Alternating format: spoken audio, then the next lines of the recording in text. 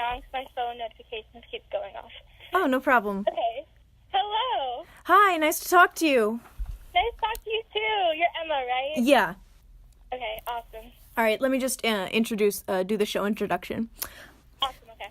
Hi guys, you're listening to SDE in the evening. And although this is pre-recorded, today I'm joined by the band Luck Doom. Why don't you introduce yourself and what instruments you play? Awesome. Okay. I'm Chanel, and I technically mainly play guitar, but I'm also learning to play bass right now. Yeah, but I feel like I know the guitar more. Like, I'm more comfortable on guitar, but I started learning bass and, like, trying to move all the songs to bass. So I'm kind of the bassist. Work in progress. I'm Claire. I play drums and a little bit of guitar sometimes. You know, we like to mix it up. I'm Serena, and yeah, I do guitar mostly right now, but hopefully I'll get to jump in on drums and bass for some songs in the future. Yeah. And Serena also sings. We all kind of sing. Yeah. we all scream, but Serena's the one singing with the microphone. Let's just say that. All right, so your lineup isn't quite solidified? It's like we have like our parts. Like, I'm mainly bass and Claire's mainly drums and Serena's mainly guitar and singing. But we think it's important for us to be like well-rounded musicians who know more than just one instrument. Mm-hmm. We're trying to like learn other instruments at the same time, and then maybe in the future, if we like one better, we'll like full on move to it. It's like we're kind of like a. It sounds like every song on it. And we're like a baby band still, so like, you know. Permanent. Yeah, Nothing in Luck Doom is permanent. No, that sounds like a good philosophy. So is this your first interview? Yeah. Yes. All right, so I'm just gonna get the basics down. I know these are kind of boring questions, but first off, the band name. Can you give us a story behind that? Oh my gosh, that's so funny. So when the band first started, like a year ago, we didn't really have a name at first. And Luck Doom, I have OCD, and so I have like trouble with getting just like certain fixations on thoughts stuck in my head, and Luck Doom was just something that I was thinking about a lot and like writing in all the margins of my notebooks during classes and stuff, but I never really thought of it as like a band or anything. And then I had to do a textile project in one of my art classes, and so I made a shirt, and on the shirt there was a pattern that involved the words Luck Doom. And so when the original other bandmate, Maddie, and I were like trying to think of a band name, she was like, "Oh, why name a band and then have to make shirts for it when we could just like name it after a shirt you already made?" Oh, that's interesting. That's how that came about. Yeah. I love it. The shirt came first, the band came second. I love that. Very cute. Philosophy with all our craft. Yeah. So, and then just another run-of-the-mill question. Can you guys list the main influences that kind of make up this sound that you guys try to emulate? Absolutely. That's All right. interesting, but like, So, that influenced our sound, like not just us as people. So. yeah, that's a harder question. I feel like we're obviously very influenced by like 90s indie kind of punkish bands like Sleater Kinney and like L7. Sleater Kinney's like Gary Brownstein. Someone like, this wasn't really conscious of us, but someone recently told us we sound a lot like the Raincoats, and I was like, oh, I see that. That's Yeah. like the greatest compliment. We loved them before, but we had never realized like, wow. Not to like compare myself to the Raincoats. Like, No. never in my life would I be like, oh yeah, we sound like the Raincoats. But after they said that, I was like, okay, I kind of see it. And like Babes in Toyland and like, you know, all those really cool kind of like punkish indie, like they kind of just like do things on the fly and just like Yeah, like Riot Girl that philosophy. type stuff. Yeah. We're very inspired by like that philosophy of just do it. Mm-hmm. Like the sound of like the band Remember Sports and like Diet Pig. Oh, and yes, stuff. there's a lot of that. And those, Like, are, Beach those are Bunny. like the bands that I was listening to the most when I was writing like the songs and the lyrics and stuff. And so there's definitely, I feel like you can see a lot of influence of that. Also, like Sylvia Plath, not a band, but as a writer, like in a lot of our lyrics, I think. Very clean. Yeah, her themes throughout her writing we emulate a lot. Yeah, Oh, that's awesome. I love Sylvia Plath. So, yeah. Love. I met you guys through social media. This is how that kind of worked out. And I did you guys play like one of your first shows recently, or was it just with like this current lineup, or? Yeah, it was just like, it was mine and Claire's very first show, but Serena had other shows with Luck Doom, if you want to. Yeah, we our very first show as Luck Doom was April 13th of 2018, and so it was like a year later was our first show with Chanel and Claire. Oh, that's cool.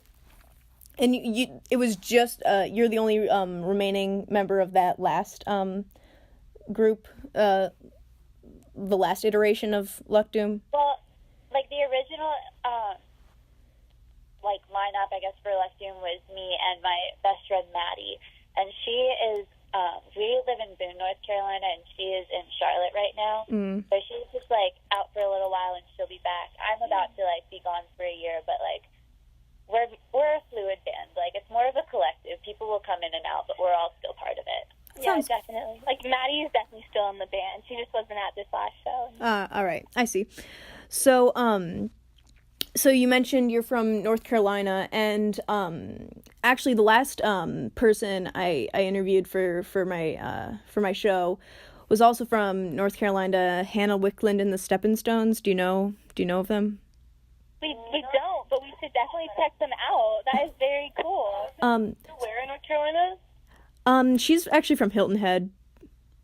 Okay. So she grew up there, but I was just wondering, like, is there anything you can say to the North Carolina music scene? I've never been there, so I don't really know much about it. But can you speak to that, or is this just a random coincidence?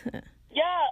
So we're from Boone, North Carolina. That's where we all go to school at Upstate, and there's a pretty big music scene in the area and there's shows probably every weekend. Like it's like a whole community here. And we were getting really involved in it, going to shows and hanging out with other musicians. And now we get to play it too, and it's really awesome. Like, the music scene here is really exciting. And there's a few other bands that came out of it, like Rainbow Kitten Surprise, The Nude Party. Yeah. They're just examples of bands. Like, we don't necessarily associate, like, ourselves with that. Yeah. But, like, that's, like, cool, that gave them the same scene that we're kind of really involved with right now. Very cool. Like, I mean, instead of, like, going to, like, parties and stuff, most people, like, there are parties, obviously, but most, like, Thursday, Friday, Saturday nights, it's like, what show is tonight? And people just go and hang out, and you talk to other people who love music and stuff, and it's a very nice community. There's a lot of really talented bands. And this is at your college right now that you're talking about? Appalachian State University in Boone, North Carolina. Come find us now. No, I just was, you're talking about the college music scene right now. Right, correct? Yeah, we're all in college, yeah. All right. Yeah. Sorry. Sometimes these interviews get kind of awkward over the phone because, like, hard to, like, read people's facial expressions and everything. But, You're totally no, we're all smiling right now. yeah, we're smiling. We're excited. All right. So is that how you guys met and how you came together through like just? I met on Tinder. Yes, that is true.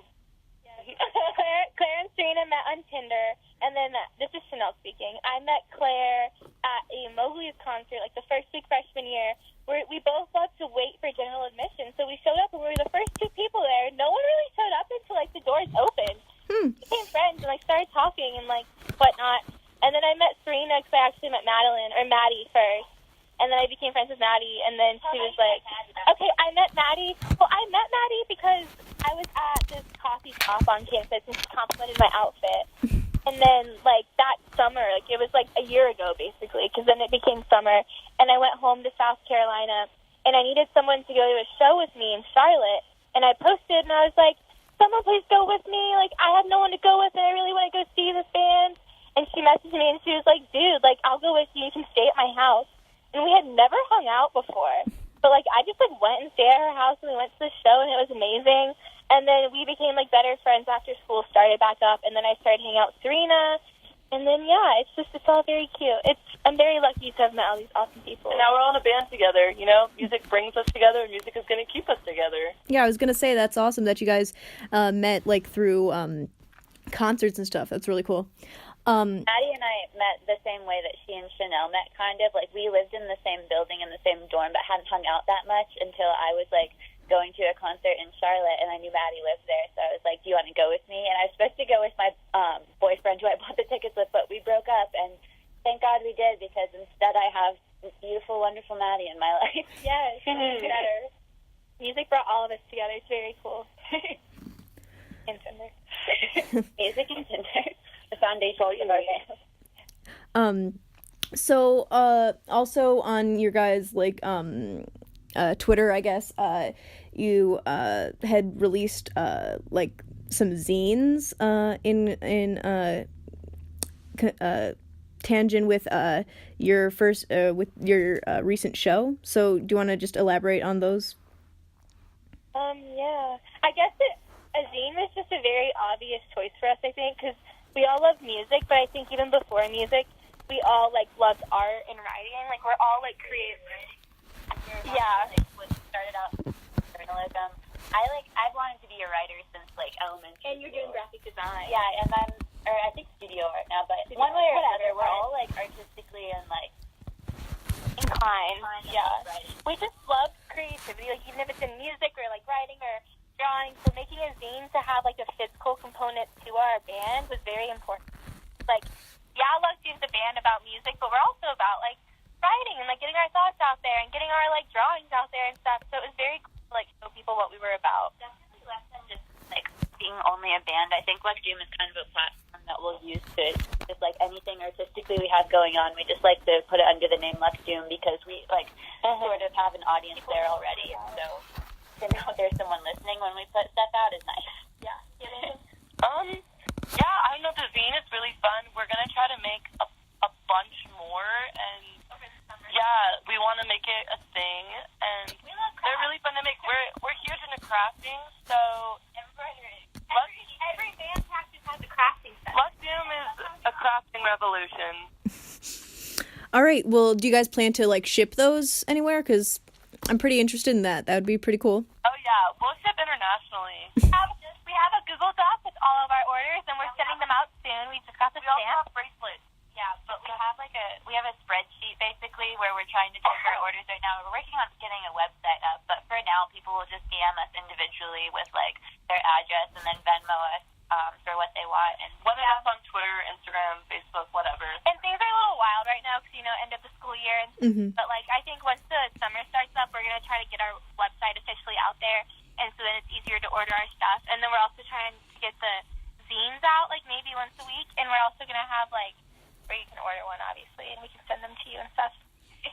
Yeah, but, yeah, if anyone wants to order one now, just, like, message us. Yeah. It's just not as official, but we'll add you the spreadsheet, and you will get it. We have to get stamps and send them out. So included in that zine, is it just kind of writings that just like articles that you guys decided to write about that interest you, or? Yeah, pretty much. Our first one was kind of just a random collection of things because it was like a last minute idea that I had like the week before our first show, so we were kind of just like frantically coming up with things to fill it with. Yeah. I think we intend for them to be more themed in the future. I know we have like kind of an eco-conscious one we're working on, as well as like a sexual assault recovery type of themed zine coming out, and so we're just whatever interests us, we're trying to roll with that. Yeah. Well, that's awesome. On the topic of themes, are there any like goals that you do you have any goals for like the message that you hope your music brings across to people? I think the main one of our main thoughts and hopes when starting a band was because basically a lot of the inspiration from it was because we noticed that it was a very like male dominated music scene on our campus. That was the one thing. And we had fun going to shows, but it kind of gets tiring seeing like the same lineup of Same boys. Yeah. And there's also, I noticed like a lot of girls that it sounded like they were interested in doing it, but just didn't feel like they had the authority. And Maddie and I at the time were like, well, who has less authority than us? Like neither of us really know how to play instruments, but we had the idea that if other people saw us not capable of doing it, but doing it anyway, then all the people that with actual talent would be like, oh yeah, like it's totally valid. allowed to do whatever the fuck we want. Like, we don't need to worry about sounding good because this band doesn't sound good at all. So, yeah, exactly. So, it's fine. It's all fine. And I think it's nice because, like, the best part about our first show was, like, the second that we walked off stage, girls just started, like, grabbing us and being like, oh my gosh, like, that was amazing. I play the bass or the guitar. And, like, I've always or, like, I don't know how to play an instrument yet, but now I'm going to learn. There was even a girl that was like, I don't even play an instrument, but now I want to start a band. And, like, since then, people have been, like, messaging me on Instagram and Twitter and being like, I saw you in your band, and, like, it was so inspiring. Like, I ordered an instrument. I ordered a guitar. And I'm like, that's so cool. That's really what we want. Really awesome. Yeah. That's why we're putting ourselves through this. Because, like, it's supposed to be fun, and I know a lot of people get caught up in, like, whether they sound good and whether people like them. And I love being a band that makes bad music. Yeah. Then other people are like, we can make music too. Anyone can make music. Anyone can make music. Anyone can be in a band. Everyone should. Anyone can play shows. It's super fun, and it's just a blast. Just having fun. We just want people to have fun, do what they want, be creative, you know. Mm-hmm. I really, really like that point of view because, of course, like, obviously it's nice to enjoy music that's that, like, shows talent, but, like, sometimes you just want to hear people, like, rocking out. So I really like that you bring that, because, I mean, some of the bands that you mentioned are your inspirations. They kind of did something along those lines, but bringing it to this day and age, that's pretty cool. I wish to see more of that. I really applaud that And I think sentiment. a lot of people get caught up in, like, having, like, a natural born talent. But I think, like, even if you listen to, like, the best, like, guitarists out there, like, talk about how they play, like, they weren't born playing like that. Like, they had to, like, work at it. And, like, it's obviously some people are, like, better at, like, music and, like, being musically inclined. But if you work hard enough, like, anyone can play, like, really well. If you just work hard enough. And, like, even if you're not playing, like, the best, it's still just so much fun. So, like... And I think a lot of people are worried about, like, getting into things at this stage in life. Even though we're so young, like, I feel like a lot of people have been having, or, like, a lot of people that we see now playing music around us are people that have been practicing and, like, having lessons since they were little. And so we're like, oh, we'll never catch up to that. Like, why bother? But I love that we're all beginning and just, like, first learning our instruments and documenting that so that other people see that it's okay to be a beginner and that like, it's okay to grow and it's okay to start even if you don't. You have to start sometime. Yeah. Like, you're going to regret, like, in 5 years and be like, I wish I started when I was 20. Yeah. And, like, so it's fun. And, like, I saw this thing. It was the Sex Pistols guitarist. I think he said that he started playing guitar, like, 6 months before their first show or 6 months before they got signed. It was something like 6 months before something. And I just remember thinking, like, oh, my gosh, like, that's wild. Like, I love that. And it just, like, it was right around when I started playing. So I was like, honestly, I love that. And it was really inspiring. That's how I feel about the girls in Heinz. Like, I read a music video. I love Heinz. But I read an interview with them where they were talking about how the two original members, I think Anna and Carlotta, were saying that I hope those are their names, but if not, I'm sorry. But they were talking about how they hadn't actually played instruments when they first met each other. They met because they had boyfriends that were in bands, and then they started teaching themselves the instruments, and now they're in the band. Yeah, it's so cool. Yeah, that's I like that what you guys are talking about, just learning as you go. So this is kind of not really related to that, but you guys have a bandcamp account linked to your like social medias, but there's only one song in there, correct? Yeah, correct. All right, so I was just wondering, obviously I'm not in North Carolina and I can't really go to any of your shows, but do you guys plan to put any more songs in there in the near future, or? We plan on recording an album, hopefully in the beginning of the summer. Oh, an album. That's awesome. We have there's 8 songs. We pretty much have an album. We have an album written. It's just the recording process is slow. So we're doing our best. And it's just scheduling because you'll have school and work and family stuff and concerts in the summer. So it's once we just get the album recorded, it's gonna be done. We have everything written. So Yeah, of course. No pressure. Obviously doing it all yourself is also pressuring ourselves because we really want it out just so we have something to show people, you know. Mm-hmm. Prove that we actually do make music, not just We rap. exist. We're not just making bracelets and But it's coming. It's coming in y'all think. Like, I sure hope. We're yeah, just gonna drop it one day. Yeah. it's just gonna come out of nowhere, and people are gonna be like, "Wait, Luck Doom has an album?" And I'm gonna be like, wait, we have an album. People are gonna tell me like your album. Like I heard it. I'll be like, what album? Oh yeah, what? When did that come out? When did that happen? I don't remember that happening. We'll see. Yeah. It'll be a surprise, not just to everyone else, but to us. Yeah. Well, in regards to the writing process, are you guys all kind of share equal responsibility in that, or is one of you guys like the main lyricist, or any of you guys have a particular knack for that, or I'm not sure.